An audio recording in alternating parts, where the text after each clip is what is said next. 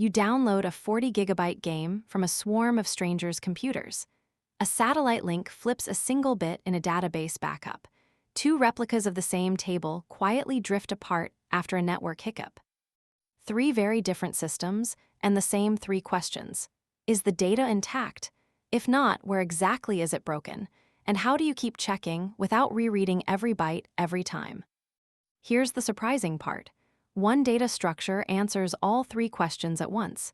It's hiding inside Git, inside BitTorrent, inside the certificate system that secures HTTPS, inside Cassandra's repair process. And it compresses the answer to "Can I trust these 40 gigabytes?" into just 32 bytes. It's called a Merkle tree, and once you see how it works, you'll start finding it everywhere. This is how Merkle trees actually work. First, a 60-second refresher. A cryptographic hash function is a fingerprinting machine. Feed it any data, and it produces a short, fixed-size fingerprint. Same input, same fingerprint every time. Flip a single bit, and the fingerprint scrambles completely. And crucially, nobody can craft a different input that produces the same one. So hash the whole 40 GB file. Now you can detect tampering by comparing 32 bytes. But it's all or nothing. If one block gets corrupted, the hash just says, "Something, somewhere is wrong." To find out where, you reread and rehash everything. Fine, hash each block separately instead. A list of 1,000,000 block hashes. Now you can localize damage. But that list is itself 32 megabytes of new data. And who vouches for the list? Hash the list too. Congratulations, you just took the first step up a tree. Here's the whole construction. Split your data into blocks and hash each block. Those hashes are the leaves of the tree. Now take the leaf hashes in pairs. Concatenate each pair and hash again. 8 hashes become 4. Do it again, 4 become 2, and once more 2 become 1. That final hash is the Merkle root, 32 bytes that depend on every single bit of the data below. Now watch what happens when one byte changes in block 5. Its leaf hash scrambles, so its parent changes, so the grandparent changes, so the root changes. Corruption anywhere bubbles all the way to the top. But notice what did not change. Every node off that path is completely untouched. Hold that thought, it's about to pay for the entire video.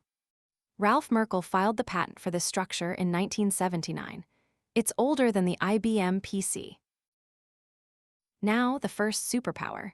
Suppose you already trust the root, someone reliable gave you those 32 bytes, and a stranger hands you block 5. Can you check it without downloading the other 1,000,000 blocks? Yes, all you need is the sibling hash at each level. Hash the block. Combine it with its sibling and hash. Combine that with the next level's sibling and hash again. If you land exactly on the trusted root, the block is genuine. If not, someone is lying. The proof is 1 sibling per level. 1,000,000 blocks means 20 levels, 20 hashes, 640 bytes, to verify any block of a 16 gigabyte file. This is exactly how Bitcoin wallets run on phones. Every 80-byte block header carries the Merkle root of that block's transactions. So a wallet verifies that a payment really is in the chain with one short proof, instead of storing hundreds of gigabytes. Superpower number 2, comparing 2 copies. Replica A and Replica B each build a Merkle tree over their own data and swap roots. If the roots match, the copies are identical. One comparison of 32 bytes just settled a terabyte-sized question. If the roots differ, compare the 2 children. The left children match so that entire half of the data is identical. You never look at it again. The right children differ, descend into that subtree. Compare, descend. Compare, descend. Each level cuts the search space in half, and a few hops later, you're standing on exactly the blocks that changed. Transfer those and only those. Here's the beautiful part. The cost scales with how much actually differs, not with how much data you have. A matching hash is a permission slip to skip an entire subtree. Now let's find this thing in the wild. Open any Git repository, everything inside is stored under the hash of its content. A file's contents hash into a blob. A directory is a list of the hashes of the things inside it. And a commit stores the hash of your project's root directory plus the hash of its parent commit. Strictly speaking, it's a Merkle DAG, not a tree. Identical content is shared, never copied. Change one file and commit. Git creates one new blob, new directory objects up that one path, and a new commit. Everything else is reused. It's also why comparing commits is fast. Equal tree hashes mean identical directories, skip them wholesale. And it makes history tamper-evident. Rewrite one ancient commit, and every commit hash after it changes. A commit hash isn't just an ID. It's a fingerprint of the entire history behind it. BitTorrent's entire premise is downloading files from machines you have zero reason to trust. The original protocol shipped a flat list of piece hashes inside the torrent file. It worked, but the list grows with the file, and you only catch a bad block after downloading an entire multi-megabyte piece. BitTorrent version 2 rebuilds this on Merkle trees.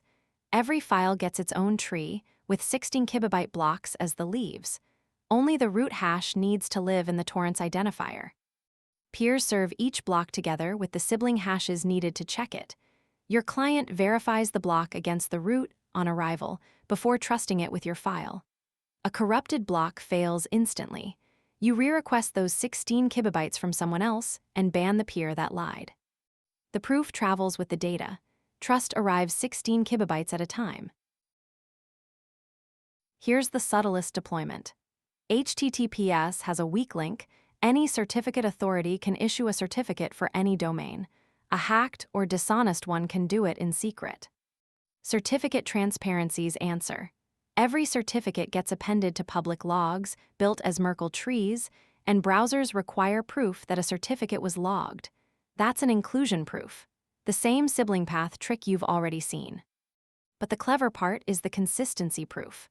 A short bundle of hashes showing that today's bigger tree still contains yesterday's entire tree, unmodified, nothing deleted, nothing rewritten, only appends. A log that quietly drops a certificate simply cannot produce that proof. Anyone who kept yesterday's root can catch it red-handed. One last detail worth stealing.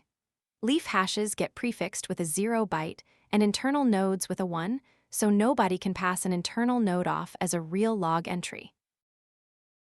Replicated databases have a standing problem. Replicas drift.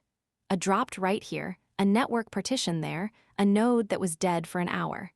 Shipping full copies around to compare would melt the network, so they use the replica trick you've already seen at industrial scale. Amazon's Dynamo paper made it famous. Each replica keeps a Merkle tree per range of keys and swaps roots with its peers. Cassandra runs it on demand. When you trigger a repair, each replica scans its slice of the data, a pass called validation compaction, and builds a compact tree of hashes. Classically 15 levels deep, about 32,000 leaf ranges. Then the replicas compare trees from the top, skip every matching subtree, and stream only the rows under mismatched leaves.